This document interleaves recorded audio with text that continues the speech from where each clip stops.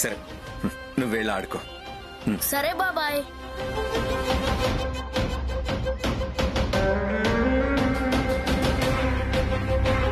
ఏంటి అఖిల్ బాబు,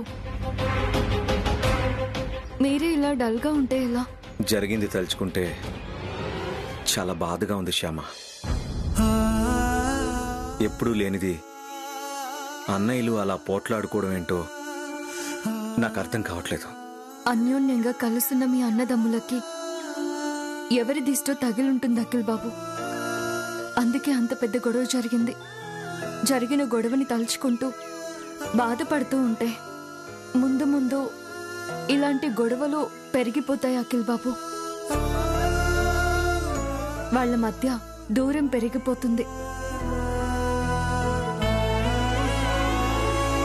అలా దూరం పెరగకుండా ఉండాలి అంటే మనం వెంటనే వాళ్ళని దగ్గర చేయాలి. అదే ఎలాగానే ఆలోచిస్తున్నాను శ్యామ. ఎలాగోలా ఆ పని నేను చేస్తాను కదా, మీరు నిశ్చింతగా ఉండండి. నువ్వు చేస్తావా? అవును, మనం అందరం ఇంటి దగ్గర నుంచి ఎంత సంతోషంగా ఇక్కడికి వచ్చామో ఇక్కడి నుంచి అందరం అంతే సంతోషంగా ఇంటికి వెళ్ళేలా నేను చేస్తాను. ఎలా చేస్తావు? ఎలాగంటే తెలియదు కానీ చేస్తాను అఖిల్ బాబు. కన్నయ్య ఉన్నాడు కదా, కంగారెందుకు?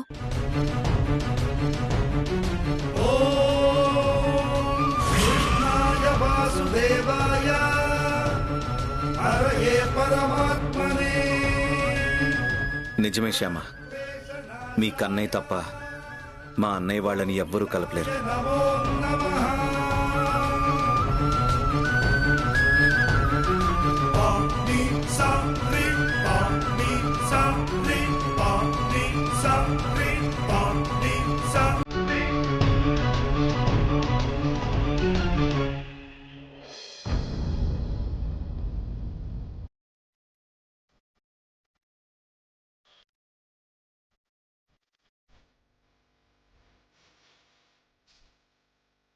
బావగారు, ఇవాళ ఒక్కరోజు ఉండి వెళ్తే బాగుంటుంది కదా? క్షమించండి బావగారు, వెళ్ళాలి.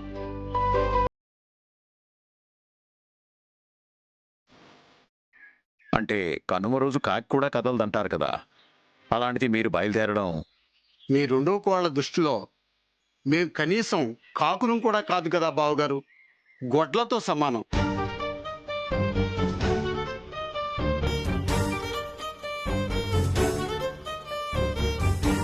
కనుమ పశువులకు సంబంధించిన పండుగ. మాలాంటి పశువుల పండుగ రోజు వెళితే తప్పేం కాదులేండి.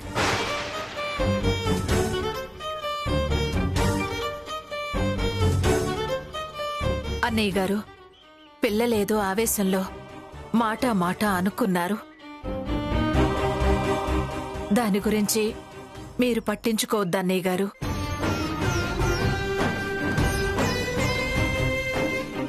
దాన్ని మనసులో పెట్టుకోవద్దు. పట్టించుకోకూడదనే మేము అనుకుంటాం వదిన గారు, కానీ మనసు పట్టించుకోకుండా ఉండలేదు కదా.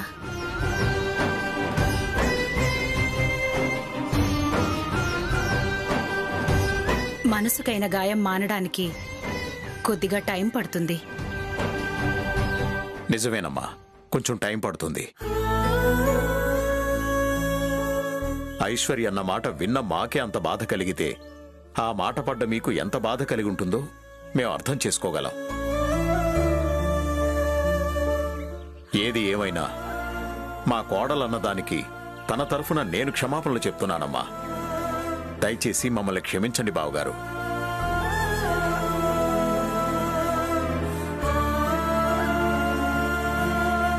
అయ్యయ్యో, అదేంటి బావగారు, మీరేం తప్పు చేశారని మీరు క్షమాపణ అడుగుతున్నారు? జరిగిన దాంట్లో నా తప్పు లేకపోయినా అది జరగకుండా ఆపలేనప్పుడు క్షమాపణలు అడగటం నా బాధ్యత కదా బావగారు. ఇంకోసారి ఎప్పుడూ ఇలా జరగకుండా చూసుకుంటాను. మంచిది బావగారు, వస్తాను.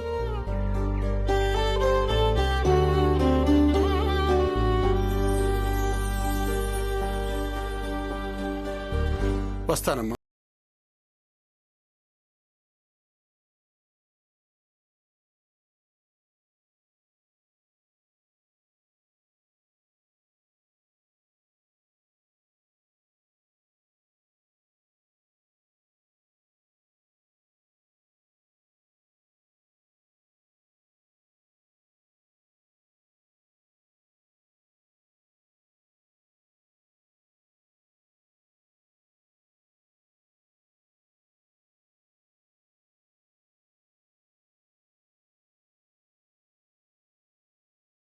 తప్ప. ఏనాడు ఎవ్వరి చేత మాట పడని మనుషులు అలాంటి మాట పడితే ఎంత కష్టంగా ఉంటుందో నీకు తెలుసు కదా. తెలుసక్క, అలా మాట పడితే మనసుకి ఎంత కష్టంగా ఉంటుందో నాకు తెలుసు.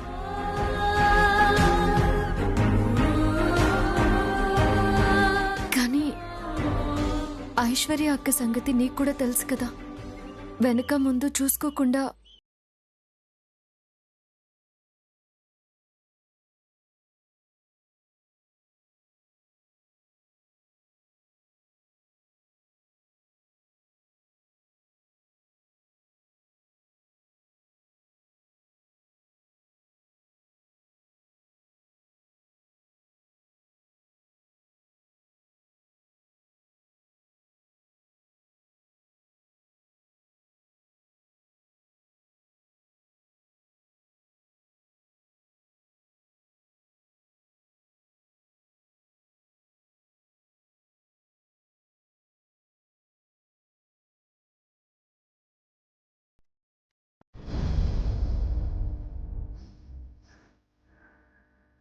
మాట అన్నవాళ్లు తేలిగ్గా మర్చిపోతారు కానీ మాట పడ్డవాళ్ళు అంత తేలిగ్గా మర్చిపోరమ్మా.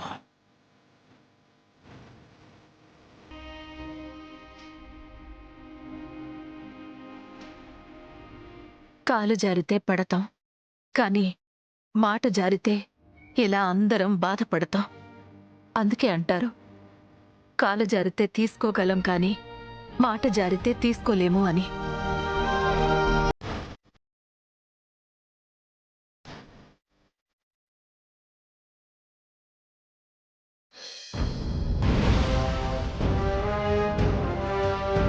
ఈ గురువమ్మ చెప్పా పెట్టకుండా ఎక్కడికి వెళ్ళింది?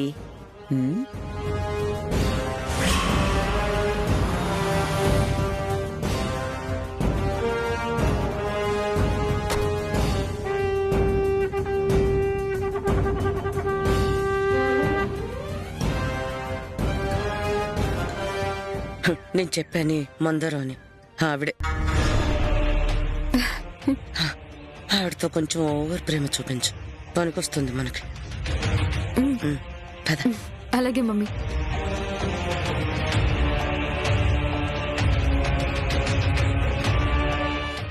అక్కయ్య గారు, మా అమ్మాయి రూపారాణి ఊరికి కొత్త కదా, బస్టాండ్కి వెళ్ళి తీసుకొస్తున్నాను. నమస్కారం పెద్దమ్మ గారు, నన్ను ఆశీర్వదించండి. శీఘ్రమేవ కళ్యాణ ప్రాప్తిరస్తు. శీఘ్రంగానే జరిగిపోతుందిలేండి. మీలాంటి పెద్దలు పెద్ద మనసుతో ఆశీర్వదించారు కదా. నాకు 2 కోరికలు అక్కయ్య గారు. ఈ ఇంటికి మీరు యజమానురాలవ్వడం, గొప్పింటికి నా కూతురు కోడలవ్వటం. నీ కూతురికి మంచి సంబంధం కుదిరింది కాబట్టి ఎలాగూ గొప్పింటికి వెళుతుందిలే.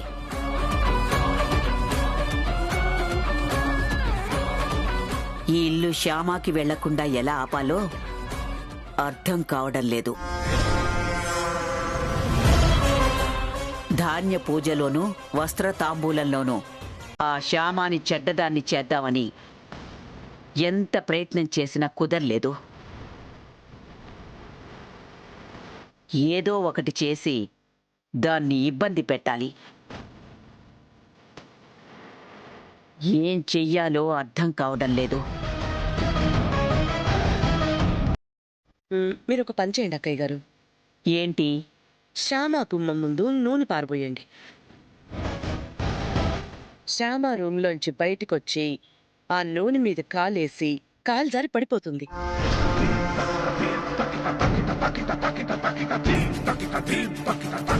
కాలో నడువ విరిగి మంచాన పడుతుంది.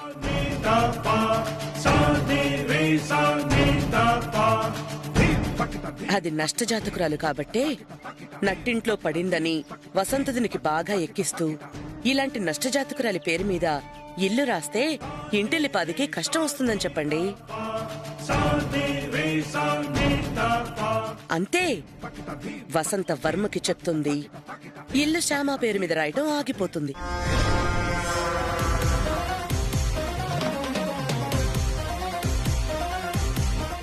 మంచి సలహా ఇచ్చావు గురువమ్మ. చాలా మంచి సలహా ఇచ్చావు.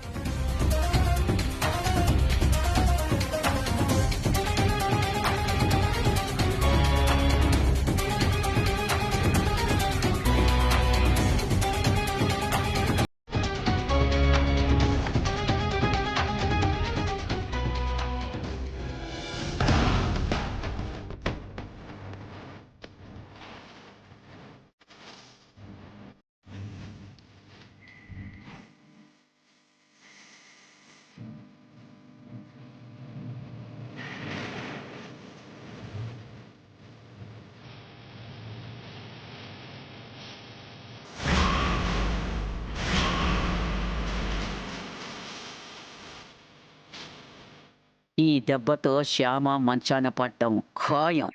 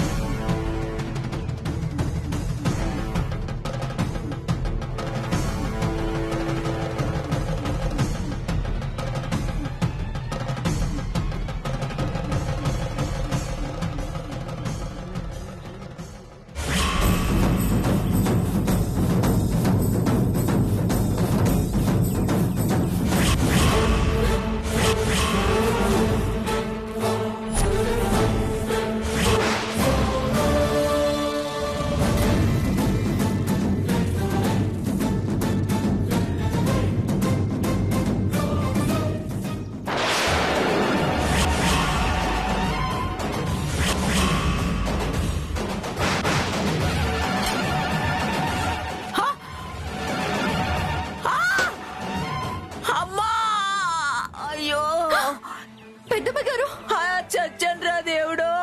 అయ్యో పెద్దమ్మ గారు, లేవండి. త్వరగా పైకి లేపు. మెల్లిగా. అయ్యో జాగ్రత్త. రాయనో. అబ్బా మెల్లిగా లేవండి. అయ్యో అమ్మా జాగ్రత్త. అబ్బా దేవుడా. అమ్మా ఇదిగోండి. అబ్బా నా నడు విరిగిపోయిందమ్మో.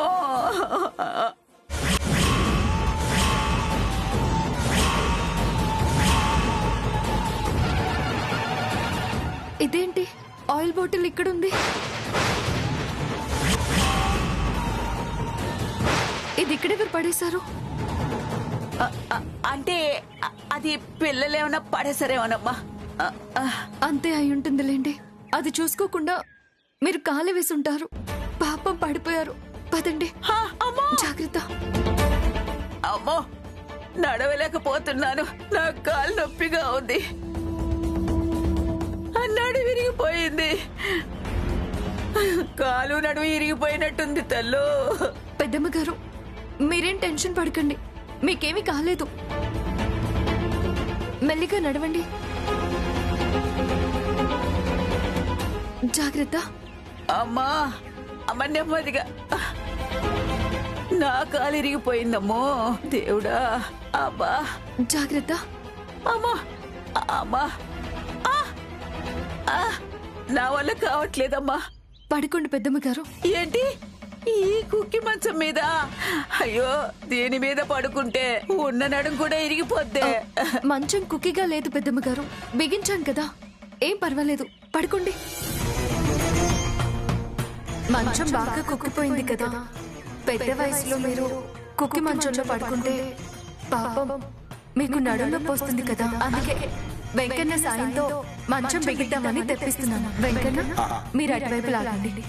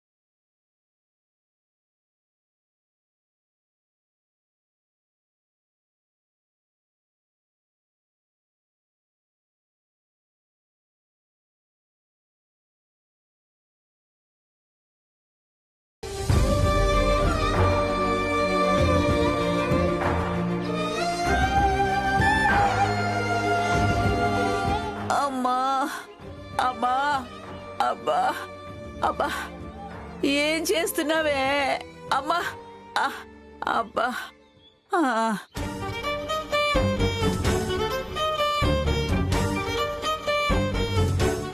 అమ్మా ఆ.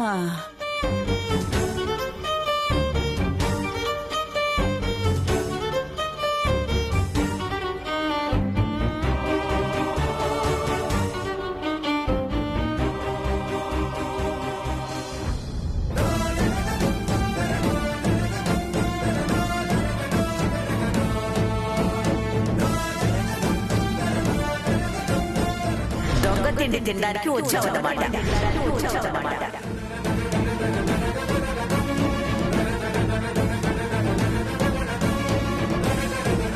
దొంగ బుద్ధులు లేకి బుద్ధులు ఎక్కడికి పోతాయి? పుట్టుకతో వచ్చిన బుద్ధులు చచ్చే వరకు ఉంటాయి.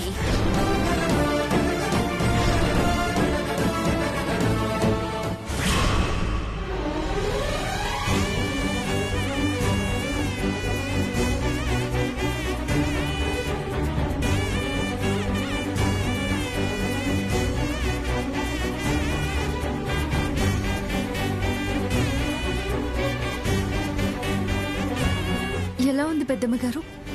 ఇప్పుడు నొప్పి తగ్గిపోయిందా? ఆ, తగ్గిందమ్మా.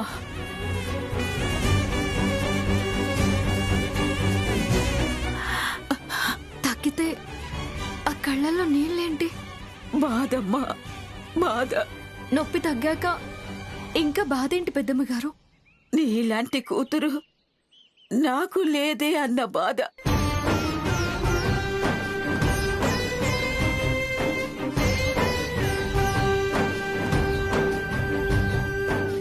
లేదని ఎవరన్నారు పెద్దమ్మ గారు? నేను మీ కూతుర్నే అనుకోండి.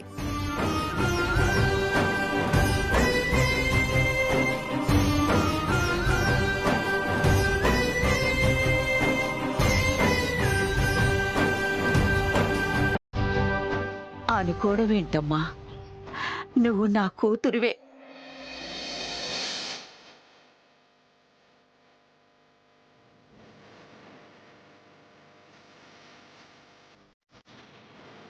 హాయిగా 1 గంట పడుకోండి. ఆ తర్వాత ఎంచక్కా లేచి తిరుగుతారు.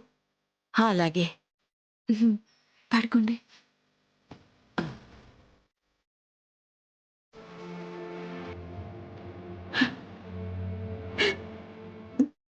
నిన్ను మంచాన పడేసి నిన్నందరి ముందు చెడ్డదాన్ని చెయ్యాలనుకున్నాను.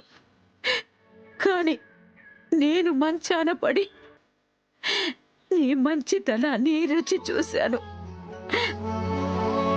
వచ్చే జన్మలోనైనా నా కడుపున నువ్వు పుట్టాలి శ్యామ, పుట్టాలి.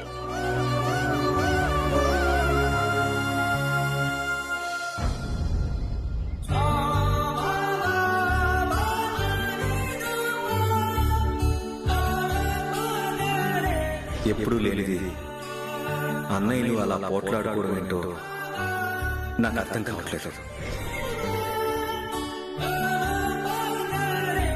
మనమందరం ఇంటి దగ్గర నుంచి ఎంత సంతోషంగా ఇక్కడికి వచ్చామో, ఇక్కడి నుంచి అందరం అంతే సంతోషంగా ఇంటికి వెళ్ళేలా నేను చేస్తాను. అఖిల్ బాబుకి మాటిచ్చినట్టు బావగారు వాళ్ళిద్దరిని కలపాలి. అందరం సంతోషంగా ఇక్కడి నుంచి తిరిగి వెళ్ళాలి. ఎలా కన్నయ్య?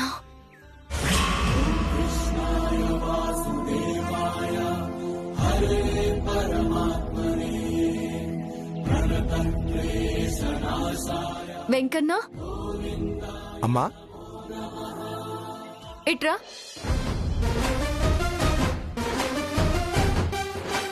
ఏంటమ్మా?